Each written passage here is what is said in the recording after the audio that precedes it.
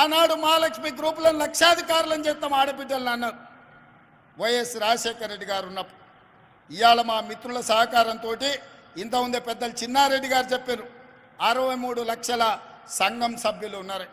నేను ఒక్కటే మాట్లాడుతున్నా మా అక్కల్ని, 63 లక్షలు కాదు 1 కోటి మంది మహిళా సభ్యులు మన సంఘాలలో చేరాలి. 1 కోటి మంది చేరండి. 1 కోటి మందిని ఒక్కొక్కరిని కోటీశ్వరులను చేసే బాధ్యత నేను తీసుకుంటా. 1 కోటి మందిని కోటీశ్వరులను చేస్తే తెలంగాణ బంగారు తెలంగాణ అవుతుంది, తెలంగాణ అభివృద్ధి చెందిన తెలంగాణ అవుతుంది, తెలంగాణ ధనిక తెలంగాణ అవుతుంది.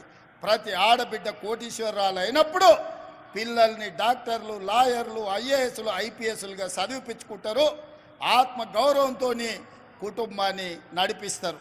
అదే ఇంటి ఆయన చేతిలో నగదు ఉంటే సాయంత్రం తీసుకొని పోయి బెల్ట్ షాపులు ఇస్తాడు. అవునా? అదే కదక్క.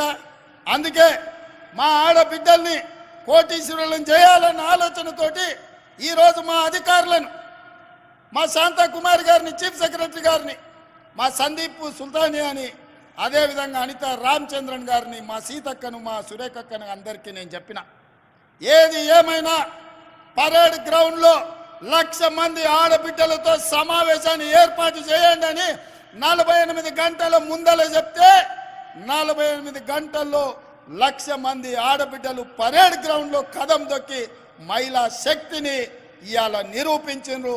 మీ మీద నాకు సంపూర్ణమైన విశ్వాసం, నమ్మకం కలిగింది.